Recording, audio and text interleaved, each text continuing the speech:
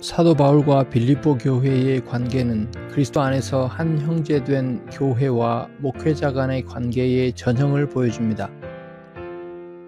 밤낮 없이 말씀과 기도로 성도를 섬기는 하나님의 종의 모습과 그로부터 목양을 받는 성도 간의 교제가 어떤 모습인지를 보여줍니다. 오늘날 개교회 목사와 회중처럼 한 교회로 함께 있지는 못했습니다. 하지만 바울과 빌립보 교회는 서로를 잊지 않았습니다. 서로를 위해 기도하고 염려하며 필요를 따라 돕기를 쉬지 않았습니다. 특별히 빌립보 교회는 바울의 사역에 큰 힘이 되었습니다. 모든 일이 그렇지만 바울과 빌립보 교회의 관계를 보면 하나님의 특별한 섭리를 생각하지 않을 수 없습니다. 바울이 제2차 선교 여행 때 원래의 계획과 달리 성령의 인도하심으로 마게도냐로 방향을 틀었고 이로 인해 빌립보 교회가 서게 되었습니다. 제3차 선교 여행에서도 예루살렘으로 돌아가는 길에 바울이 계획했던 것과 달리 바울을 해치려는 공모로 인해 마게도냐를 거쳐서 돌아가게 됩니다. 사도행전 20장 1절부터 6절에 이런 사실이 기록되어 있습니다. 그래서 사도 바울과 빌립보 교회가 서로 얼굴을 보지 못하는 시간이 길어질수록 빌립보 교회를 향한 바울의 각별한 마음과 사랑은 물론 빌립보 교회의 바울을 향한 감사와 사랑도 더해갔습니다. 더구나 빌립보 교회의 이런 바울과의 관계와 각별한 마음은 바울에게만 집중된 것이 아니었습니다. 바울과 함께 했던 디모데와 빌립보 교회와의 관계 역시 복음 안에서 그만큼 두터워졌을 것입니다. 성경 다른 곳에서 언급되고 있는 바울과 빌립보 교회 사이에 필요한 일들을 돕는 디모데의 모습에서 이런 사실을 짐작해 볼 수 있습니다. 특별히 사도행전 19장 21절 22절이 이런 사실을 보여줍니다. 바울의 제3차 선교 여행을 통해서는 빌립보 교회가 예루살렘의 유대인 형제들의 교회를 돕는 일에 연보로 함께 했습니다. 이방인으로 구성된 교회가 그것도 이제 갓 생겨난 교회가 유대 신자들로 이루어진 예루살렘 교회의 물질적 필요를 돌아본 것입니다. 초대교회 당시의 문화, 정치, 종교적 분위기에서는 상상할 수도 없는 일이었습니다. 자신의 서신들에서 언급하는 것처럼 이런 실제적인 나눔과 교제를 통해 사도 바울은 개교회의 연합과 일치를 넘어서 예수 그리스도 안에서 한 몸 된 교회 간의 연합과 일치를 확인시키고 공고히 하고자 했습니다. 예수 그리스도의 구속으로 받은 하나님과의 화해는 인간관계의 화해와 화목의 토대와 원동력이 됩니다. 그리스도 안에서 하나님과 화해되었다면 교회 안에서 화해되지 못할 관계는 없습니다. 하나님과 화해됨으로 증오와 분리의 원천이 되는 모든 원수된 것이 사라졌기 때문입니다. 사도행전 24장 17절을 보면 바울이 마침내 이방 형제들에게서 모은 연보를 예루살렘으로 가져온 것을 볼 수 있습니다. 여러 해 만에 내가 내 민족을 구제할 것과 재물을 가지고 와서 라고 사도행전 24장 17절은 말합니다. 그러나 바울은 예루살렘에서 체포되었습니다. 그리고 가이사랴에서 구금되기에 이릅니다. 그렇게 약 2년여의 시간을 갇혀 보내는 동안 바울은 로마 시민으로서 가이사에게 상소를 했습니다. 이때가 대략 AD 60년경입니다. 이 상소로 바울은 로마로 압송되었고 로마에서 가택연금된 상태에서 판결을 기다렸습니다.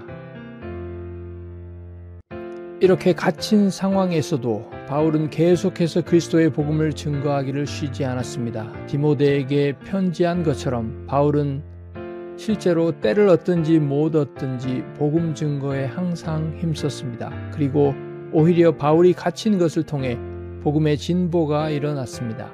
심지어 제국의 중심인 로마의 심장부에까지 그리스도의 복음이 전해진 것입니다. 형제들아, 내가 당한 일이 도리어 복음 전파의 진전이 된 줄을 너희가 알기를 원하노라. 이러므로 나의 매임이 그리스도 안에서 모든 시위대 안과 그 밖의 모든 사람에게 나타났으니. 빌립보서 1장 12절 13절입니다.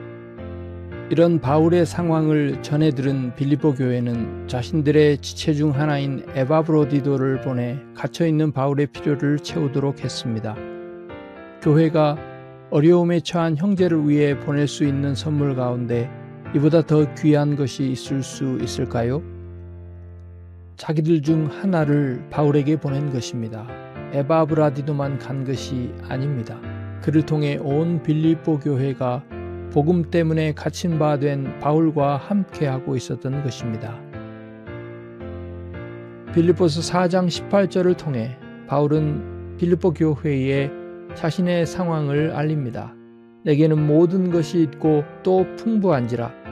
에바브로디도 편에 너희가 준 것을 받음으로 내가 풍족하니 이는 받으실 만한 향기로운 제물이요 하나님을 기쁘시게 한 것이라. 과연 빌립보 교회의 연보와 도움은 단순히 바울 개인만을 위한 것이 아니었습니다.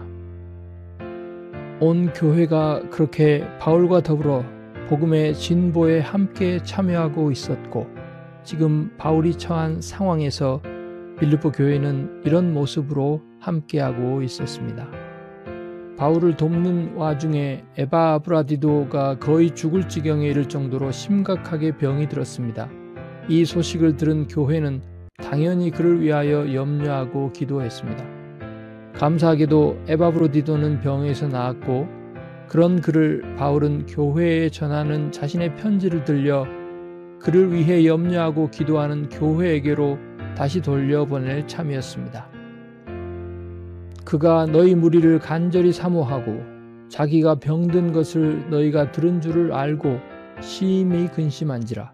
그가 병들어 죽게 되었으나 하나님이 그를 긍휼히 여기셨고 그뿐 아니라 또 나를 긍휼히 여기사 내 근심 위에 근심을 면하게 하셨느니라. 빌립보서 2장 26절 27절입니다. 빌립보서를 보면 빌립보서를 받을 당시 빌립보 교회 내부적으로 바울의 목회적 도움을 필요로 하는 문제가 있었던 것을 짐작해 볼 수 있습니다. 빌립보 교회는 에바브로디도를 보내므로 그가 바울과 함께 있으면서 그의 필요를 돕는 동안 디모데를 바울이 자신들에게 보내 그 문제를 해결해 주기를 기대했는지도 모르겠습니다. 여기서 중요한 것은 빌립보 교회가 자신들의 좋은 것, 잘한 것, 칭찬받을 만한 일만 바울과 나누지 않았다는 것입니다. 자신들의 어려움과 문제 역시 바울과 나누고 그에게 목회적 도움을 구했습니다. 영상 초입에 언급한 갈라디아서 6장 6절의 말씀처럼 과연 빌립보 교회는 자신들의 목사인 바울과 더불어 모든 좋은 것을 함께 나누었습니다. 하지만 빌립보 교회의 바람과 달리 디모데가 바울 곁을 떠날 수가 없는 사정이었던 것 같습니다. 그래서 바울은 다시 건강을 회복하게 된 에바브로디도라도 속히 되돌려 보내기로 결정했습니다. 빌립보 교회가 바울을 걱정하는 것이 문제가 아니라 이제 에바브로디도가 중병에 신음하고 있다는 기별에 온 교회가 놀라고 염려하고 기도하고 있다는 것을 알았기 때문입니다. 빨리 형제들의 염려를 덜어주기를 원했습니다. 그리고 교회에 대한 바울 자신의 사랑과 감사와 그리움의 마음도 전하고 싶었습니다. 또한 빌립보 교회가 기별했던 공동체의 어려운 문제에 대한 바울의 편지도 속히 전달하고자 했습니다. 하나님이 어떻게 그들의 기도를 듣고 그들의 형제인 에바브로디도에게 선하게 역사하셨는지를 직접 에바브로디도를 통해 알려 할 수만 있으면 그로 인한 교회 공동체의 근심을 속히 덜어주고자 했던 것입니다. 그러므로 내가 더욱 급히 그를 보낸 것은 너희로 그를 다시 보고 기뻐하게 하며 내 근심도 덜려 함이니라. 빌립보서 2장 28절입니다. 그렇게 빌립보 교회에 전해지게 된 바울의 편지가 바로 우리가 흔히들 기쁨의 서신이라고 부르는 우리가 지금부터 살펴보게 될 빌립보서입니다. 성령의 감동으로 기록되고 그리스도의 구속의 터 위에 성령께서 세우신 빌립보 교회에 보내진 이 편지가 이제 성령의 보존하심으로 2000년이 지난 지금 교회에 속한 신자에게 보내는 그리스도의 편지로 우리 손에까지 왔습니다. 나에게 보내진 그리스도의 편지로 내 앞에 있습니다. 시대나 우리가 처한 상황 자체는 당시 빌립보 교회가 처한 상황과 다릅니다. 하지만 빌립보서를 통해 빌립보 교회에 말씀하신 그리스도께서 성령 안에서 이 말씀으로 지금 나에게 우리에게 말씀하십니다. 하나님의 성령이 우리에게 하시는 말씀을 귀를 기울이고 잘 들어야 합니다. 예수께서 우리에게 이렇게 말씀하십니다. 그러므로 너희가 어떻게 듣는지 스스로 주의하라. 누가복음 8장 18절입니다. 빌립보서는 그리스도 예수 안에서 빌립보에 사는 모든 성도에게 편지하노니 라는 말로 시작합니다. 하지만 빌립보서는 성령 안에서 빌립보 성도들만이 아니라 말 그대로 예수 그리스도를 믿는 모든 성도에게 주신 편지요 살아계신 하나님의 말씀입니다. 하나님이 이 모든 날 마지막에는 아들을 통하여 우리에게 말씀하셨으니 히브리서 1장 2절입니다. 그 말씀 가운데 하나가 지금 우리가 살펴보게 될 빌립보서입니다. 하나님의 말씀이 하나님의 말씀에 대하여 이렇게 말합니다. 하나님의 말씀은 살아있고 활력이 있어 좌우에 날선 어떤 검보다도 예리하여 혼과 영과 및 관절과 골수를 찔러 쪼개기까지 하며 또 마음의 생각과 뜻을 판단하나니 히브리서 4장 12절입니다. 나중에 이 구절에 대해서도 함께 살펴볼 기회가 있을 것입니다. 다만 여기서 하나님의 말씀이 살아있다고 합니다. 무슨 말입니까? 이 말씀을 듣는 나에게 지금 하시는 말씀이라는 뜻입니다. 다음 시간부터는 빌립보서 본문을 함께 공부해 가도록 하겠습니다.